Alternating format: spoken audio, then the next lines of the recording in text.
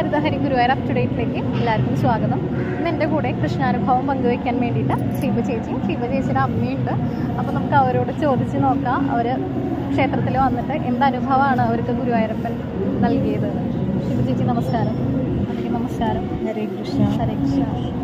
ഹരേ കൃഷ്ണ. ഇന്ന് എനിക്കുണ്ടായ ഒരു അനുഭവം, ഞാൻ എറണാകുളത്ത് നിന്നാണ് വരുന്നത്, എടപ്പള്ളി. അപ്പോൾ ഞാനിന്ന് ഇറങ്ങിയപ്പോൾ തന്നെ പെരുമഴയായിരുന്നു. അപ്പോൾ ഞാനൊരു സ്പോട്ടിൽ നിന്ന് ഇറങ്ങി കൊടുങ്ങല്ലൂർ വന്നിട്ട് അമ്മനെ കളക്ട് ചെയ്യണം.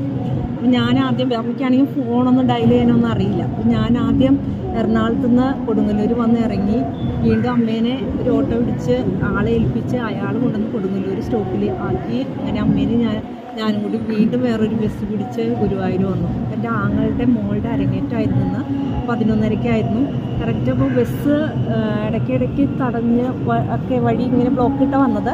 ഞങ്ങളിവിടെ കറക്റ്റ് വരുന്നതും അവളുടെ അനൗൺസ്മെൻറ്റ് കേൾക്കാണ്, അപർണ. അപ്പോൾ ഞങ്ങൾ ഇവിടെ എത്തിയപ്പോൾ അവളുടെ പേര് കേട്ടപ്പോൾ എനിക്ക് ആ കുട്ടിയുടെ കറക്റ്റായിട്ട് ഓഡിറ്റോറിയം കണ്ടുപിടിക്കാനൊക്കെ എനിക്ക് അങ്ങനെ അറിയാം ഈ ഓഡിറ്റോറിയമാണ്, എന്നാലും ഏത് നടയിലാണെന്നൊന്നും അറിയില്ലായിരുന്നു. അതിനെ കറക്റ്റ് സെക്യൂരിറ്റി കാണിച്ചു വന്ന് ചെന്നതും പെട്ടെന്ന് സ്റ്റേജ് തുറന്ന് അവളിങ്ങനെ പ്രോഗ്രാം ചെയ്യാൻ റെഡി ആയിട്ടിരിക്കുകയായിരുന്നു. ഫസ്റ്റായിട്ട് അവളുടെ ആയിരുന്നു. അപ്പോൾ അത് തന്നെ ഞാൻ ഗുരുവായൂരപ്പനോട് പ്രാർത്ഥിച്ചിട്ടുണ്ടായിരുന്നു. വയ്യാത്ത അമ്മയാണ്, കാലിന് ബെൽറ്റ് ഇട്ടിട്ടാണ് നടക്കുന്നത്, ഒരടി പോലും തന്നെ നടക്കാനായിട്ട് പറ്റില്ല, ഒരാളെ സപ്പോർട്ട് വേണം. അപ്പോൾ പെട്ടെന്ന് ഇവിടെ വന്ന് അധികം വെയിറ്റ് ചെയ്യാതെ അവളുടെ പ്രോഗ്രാം കണ്ടു. അപ്പോൾ ഞങ്ങൾ 3 പ്രോഗ്രാം അവളുടെ കണ്ടു. അത് കഴിഞ്ഞ് വന്നപ്പോൾ മുഴുവൻ പറ്റുമെന്ന് വിചാരിച്ചില്ല, എന്നാലും ക്യൂ കയറിയിരുന്നു. കുറച്ച് വേഗം ഫാസ്റ്റായിട്ട് അങ്ങനെ കയറി തൊഴുത് കഴിഞ്ഞപ്പോൾ അമ്മയ്ക്ക് സ്റ്റെപ്പ് കയറാൻ പറ്റില്ല. ഭഗവാന്റെ ഇടയ്ക്ക് കയറിനേക്കുമ്പോൾ ഒരു സ്റ്റെപ്പ് ഉണ്ട്, അത് ഇറങ്ങിയിട്ട് വേണം ക്യൂ നിൽക്കാൻ. ഞാൻ വിളിച്ചു, ദൈവം എങ്ങനെ അമ്മനെ സ്റ്റെപ്പിൽ കയറും? അപ്പോൾ ഞാൻ തിരഞ്ഞോടെ 60 വയസ്സായി കഴിഞ്ഞവർക്ക് ക്യൂ ഉണ്ടാവാറ്. അപ്പോൾ അതൊന്നും കണ്ടില്ല. അപ്പോൾ ഞാൻ പറഞ്ഞു എന്തായാലും കയറാം. ഫാസ്റ്റായിട്ട് അമ്മ കയറി. പക്ഷേ ഇടയ്ക്ക് വന്നപ്പോൾ അമ്മനെ ഞാൻ പറഞ്ഞു എങ്ങനെ ഒറ്റ ക്യൂ ആയി, 3 ഒറ്റ ക്യൂ ആയപ്പോൾ എനിക്ക് അമ്മേൻ്റെ അടുത്ത് നിന്ന് കൈവിട്ട് പോയി. ഞാൻ നോക്കിയപ്പോൾ അമ്മ ഫാസ്റ്റായിട്ട് മുന്നിലോട്ട് പോവാം. അപ്പം ഭഗവാന്റെ നടയ്ക്ക് കയറിനേക്ക് മുമ്പ് ഒരു ഗോൾഡൻ കളർ ഒരു ഇതുണ്ട്, അത് തട്ടി വീഴാതിരിക്കാൻ ഞാൻ നോക്കുന്നുണ്ട്. അമ്മ ഞാൻ തട്ടി വീഴും, പക്ഷേ എൻ്റെ അടുത്തല്ല അമ്മ ഒരു 5-8 ആളുടെ മുന്നിലായി പോയി. പക്ഷേ എനിക്ക് തട്ടി വീഴോ നോക്കണേന്ന് പറയാൻ പോലും എത്തില്ല അമ്മേൻ്റെ, അത്രയും ദൂരമുണ്ട് ഞാനും. അപ്പോൾ അവിടെ ഇരുന്നുണ്ട് ഒരു മഞ്ഞ ഇത് വെച്ചിട്ട്, ഞാൻ മഞ്ഞ ആളുടെ മുഖമൊന്നും കാണില്ല, പക്ഷെ ഭഗവാന്റെ കളർന്നുള്ളവണ്ണം മഞ്ഞ ഇട്ടിട്ട് അയാൾ പറയുന്നുണ്ട് തിരക്ക് കൂട്ടല്ലേ, അമ്മേനെ ഒന്ന് കിടത്തി വിടും. അപ്പം ഞാൻ വിചാരിച്ചത് അത് കൃഷ്ണൻ തന്നെയാണെന്നാണ്. ഞാൻ അമ്മനോട് പറഞ്ഞില്ല, എപ്പോഴും എൻ്റെ അമ്മനോട് ഞാനത് പറഞ്ഞില്ല. പക്ഷെ എനിക്ക് നല്ല അനുഭവമുണ്ട്, അത് ഭഗവാനായിരിക്കും. എന്നിട്ട് അയാൾ പറയുന്നുണ്ട് അടുത്ത് നിൽക്കുന്നവരോട് തിരക്ക് കൂട്ടല്ലേ, ആ അമ്മ ഒന്ന് കിടന്ന് പോയിക്കോട്ടെ. പിന്നെ അമ്മ കിടന്ന് പോണ വരെ അയാൾ കൈ ഇങ്ങനെ വെച്ചു. കിടന്ന് പോയി കഴിഞ്ഞപ്പോൾ അയാൾ ഓക്കെ കിടന്നു എന്ന് ബാക്കിലുള്ളവരോട് പറയുന്നുണ്ട്. അത് കഴിഞ്ഞിട്ട് 5-8 ആളെ കഴിഞ്ഞിട്ടാണ് ഞാൻ അമ്മയുടെ അടുത്തേക്ക് ചെന്നത്. അമ്മ ഫാസ്റ്റായിട്ട് എന്നേലും നല്ല സ്മാർട്ടായിട്ട് ഭഗവാനെ തൊഴുതു. പിന്നെ ഇന്ന് എനിക്കുണ്ടായ അനുഭവം, ഭഗവാന്റെ രാധാകൃഷ്ണ രൂപം കാണാൻ പറ്റി. ഞാൻ ഇതുവരെ കണ്ടിട്ടുണ്ടായില്ല.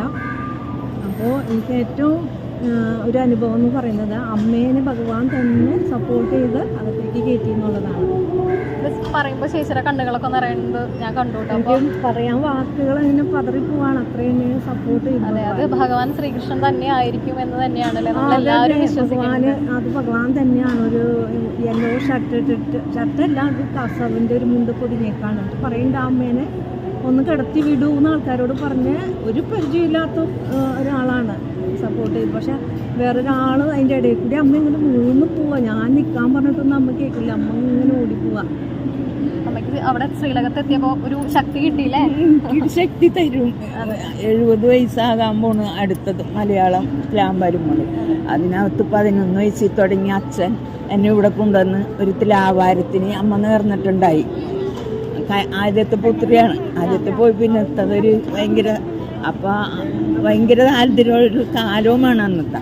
അപ്പം അച്ഛനും ഞാനും കൂടി വന്ന് എനിക്കൊരു 9 വയസ്സുള്ള സമയത്ത് 2 കൊല കായ വെച്ചിട്ടും തട്ട് പൊന്തുന്നില്ല. അച്ഛൻ്റെ ആണെങ്കിൽ കാശും കുറവുള്ളൂ. 3ാമത്തെ കൊല കായ വെച്ചപ്പോഴും 300 കായായി, അത് 9 രൂപയുമാണ്. അപ്പം അച്ഛന് ഒരു വിഷമമുണ്ട്. അപ്പം അവിടുത്തെ സ്വാമിമാർ ചോദിച്ച് എവിടെ നിന്ന് വന്നെന്ന് ചോദിച്ച്, കൊടുങ്ങല്ലൂരിൽ. അപ്പം 1 രൂപ തട്ടുപണം ഇട്ട് ഞാൻ നനച്ച് കുളിച്ച്. ഈ കുളമൊന്നും അല്ല അന്നത്തെ കുളം, ഒരു തോർത്ത് കൊടുത്ത് തട്ടിൽ കയറിയിരുന്ന് തട്ടുപണം ഇട്ട് അതിലിരുന്ന് കായ വെച്ച്. കായ 2 വെച്ചിട്ട് പൊന്തണില്ല. എൻ്റെ അച്ഛൻ്റെ വിഷമം കണ്ടിട്ട് എനിക്കും വിഷമമുണ്ട്. മൂന്നാമത്തെ കൊല്ലയിൽ ഇദ്ദേഹത്തിൽ ആശ പൊന്തിച്ച് കയറി. അന്ന് തുടങ്ങിയുള്ള വിശ്വാസം ഇന്ന് വരെ, ഇന്ന് ഈ സമയം വരെ ഇവരോട് ചോദിക്കും. വെളുപ്പിന് 5 മണിക്ക് എന്നിട്ടിട്ട് കുളിച്ച് കൃഷ്ണന് വിളക്ക് വയ്ക്കാണ്ട് ഞാൻ ഒരു വഴിക്കും പോകൂല, വെള്ളവും കുടിക്കൂല. അതിന്നും എന്നും എൻ്റെ പ്രാണം പോകുന്ന വരെ എനിക്ക് കൃഷ്ണൻ കൂട്ടുണ്ട്.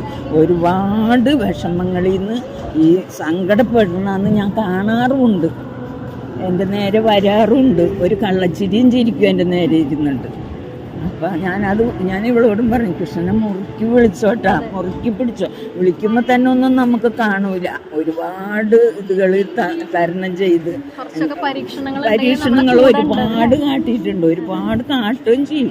അപ്പോഴും ഞാൻ ചെന്നൊന്ന് ഒറ്റയ്ക്ക് ചോദിക്കും, എന്തിനാ ഇങ്ങനെ കാട്ടണം, ഇത്രയും പ്രായമായില്ല ഈ കളവിനോട്, ഇനി എന്തിനാ ഇങ്ങനെ കാട്ടണം. ഭഗവാൻ ഒഴിച്ചിട്ട് നമുക്ക് വേറെ ആരും ഉള്ളൂ. കാരണം നമ്മളെ എന്നും നമ്മൾ വിളിക്കുമ്പോൾ ഓടിയെത്തുന്ന ആളാണ്. എന്ത് കാര്യങ്ങളിലും നമ്മുടെ അടുത്ത് ഓടിയെത്തും, നമ്മളെ പരീക്ഷിക്കും. വിളിക്കുമ്പോൾ തന്നെ നമുക്കൊന്നും നടക്കൂല. പക്ഷെ പിന്നെ നിന്നുകൊണ്ട് ആൾ നമ്മുടെ നേരെ നിൽക്കും. നമുക്ക് വേണ്ടുന്നത് എന്താണെന്ന് ചെല്ലാനും ഇല്ലെങ്കിലും ഒരിക്കലും നമ്മളെ കൈവെടിയൂല. അതെ. അപ്പോൾ നമ്മുടെ സപ്തതിയുടെ പിറന്നാൾ അടുത്ത വർഷമാണെങ്കിലും ഞങ്ങൾ മനസ്സുകൊണ്ട് ആഗ്രഹിക്കുകയാണ്, ഒരുപാട് വർഷം ആയുസ്സും ആരോഗ്യത്തോടു കൂടിയിട്ട് അമ്മ ഇരിക്കട്ടെ. എല്ലാവരും മുറുക്കി പിടിക്കണം, അല്ലാതെ നമ്മുടെ വെറുതെ ഒന്നും കൊണ്ടു തരൂല. നമ്മുടെ സങ്കടങ്ങൾ പറയാ, നമ്മളെ കൊണ്ടാവുന്ന പ്രയത്നിക്കുക. അവിടെയാണ് നമ്മളെ അടുത്ത് വരുന്നത്. വന്നു കഴിയുമ്പോൾ നമ്മളെ അടുത്ത് ഒരു കള്ളച്ചിരി ഇരിക്കുമ്പോൾ നമുക്ക് മനസ്സിലാക്കാം ഈ ചിരി നമ്മളെ പറ്റിക്കാനാണ് എന്നുള്ളത്. പക്ഷെ എന്നാലും നമ്മുടെ കൂടെ നിൽക്കും, ആ കാര്യം സത്യമാണ്. അപ്പോൾ അമ്മ പറഞ്ഞ പോലെ എല്ലാവരും ഗുരുവായൂരപ്പനെ മുറുകെ പിടിച്ചോളൂ. എല്ലാവരും ഗുരുവായൂരപ്പനെ അനുഗ്രഹിക്കട്ടെ. സർവം ശ്രീകൃഷ്ണാർപ്പണമസ്തു.